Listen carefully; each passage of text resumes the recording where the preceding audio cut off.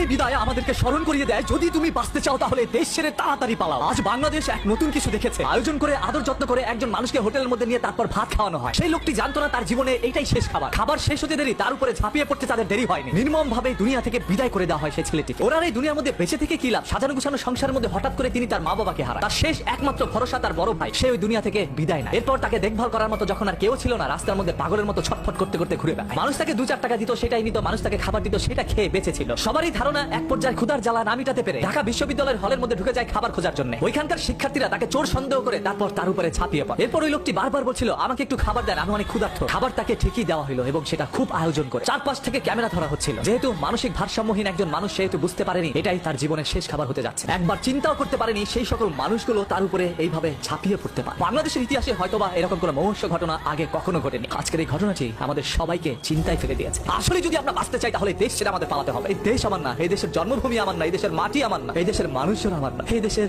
কেউ আমার না। একটা সময় আমি আমার নিজেরও থাকবো না, আর তখন তাদের খেলনার পুতুলে পরিণত হবো। এই ছেলেটির নাম হচ্ছে তোফাজ্জল। বরগুনার পাথরঘাটা এলাকায় তার জন্মগ্রহণ। তিনি একজন মেধাবী শিক্ষার্থী হিসেবে পাথরঘাটার একটি কলেজের মধ্যে ভর্তি হয়। এরপরই তার পরিবারের মা বাবা ভাই বোন সবাইকে হারানোর পরে পাগল হয়ে রাস্তার মধ্যে ছুটে বেড়ায়। এমন অবস্থায় ঘুরতে ঘুরতে তিনি ঢাকা শহরে চলে আসে। আর এটাই তার জীবনের শেষ সিদ্ধান্ত ছিল। আজকে ওকে যে আপনারা হসপিটালের মর্গের মধ্যে ফেলে রেখেছেন, ওকে নিতে কে আসবে? ওর তো পরিবারের কেউ নাই। যার এই দুনিয়ায় কেউ নাই, তার বেঁচে থেকেই বা কি লাভ? হ্যাঁ, আপনারা অনেক ভালো কাজ করেছেন ভাই, ওকে দুনিয়া থেকে বিদায় করে দিয়েছে। আজ ওর পরিবারের কেউ নাই, ও একা হয়ে গিয়েছে। আজকে ওর দাফনটাও হয়তোবা একাকিত্বের মাঝখান দিয়ে যাবে। তবে হ্যাঁ, আজকে তার পরকালে সবার সাথে দেখা হচ্ছে। ওর জন্য আপনি আমরা তো কিছু করতে পারি নাই, অন্ততপক্ষে সবাই দোয়া করি মহান আল্লাহ তাআলা ওকে যেন জান্নাতুল ফেরদৌস দান করেন। ধরেই নিলাম এই তোফাজ্জল একজন বড় অপরাধী, তবে ওর উপরে আপনারা যে অন্যায় অপরাধ করেছেন সেটা তার চেয়ে বেশি বড় অপরাধ। একজন অপরাধীর বিচার করার জন্য যদি আপনি তার চেয়ে বড় অপরাধ করে থাকেন, তাহলে আপনার বিচার করবে কে? আজকে দেশের আইন কোথায়? একজন সাইদের বুকে গুলি চালানোর কারণে বাংলাদেশের সকল মানুষ একত্রে হয়ে বাংলাদেশ স্বাধীন করেছে। আজকে চোর সন্দেহে যে সকল মানুষগুলোর প্রাণহানি হচ্ছে, এদের জন্য একসময় বাংলাদেশের জনগণ মাঠে নামতে পারে। আর বাংলাদেশের পরিস্থিতি খারাপ করার জন্য উপরের কোনো কুচক্র মহল কি কাজ করছে কিনা সেটাও একটু খুঁটিয়ে দেখতে হবে। আজকে বাংলাদেশে যেখানে এই ধরনের দুর্ঘটনাগুলো হচ্ছে, সেটার পিছনে ছোট্ট ঘটনাগুলো রটানোর জন্য হয়তোবা কোন একটি চক্র চক্রান্ত করছে। আমরা সাধারণ জনগণ সবসময় তাদের দাবার গুটি ছিলাম, আজও তার ব্যতিক্রম নয়। তবে জীবন দিয়ে যেন কারো ভাত খেতে না হয়। আপনি যদি একজন বাংলাদেশের সন্তান হয়ে প্রতিবাদ করতে পারেন, তাহলে মনে রাখবেন বাংলাদেশের সন্তান আমি নিজে। প্রতিবাদ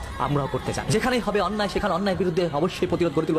We are protesters, so save Bangladesh with me every time anywhere. ধর্ম নিয়ে কেউ যদি বাজে কথা বলে, তাহলে তাকে সুযোগ দিতে হবে, কারণ ধর্মবর্ণ নির্বিশেষে আমরা সবাই মানুষ, আর মানুষের চাই সর্বদা মানুষের পাশে দাঁড়াতে। এটাই তো আমাদের একটি নীতি হতে পারে। আজ কেন এই দেশ এরকম হয়ে যাচ্ছে? যে যা পারছে তাই করছে। দেশের মানুষের কি মানবিকতা হারিয়ে ফেলেছে?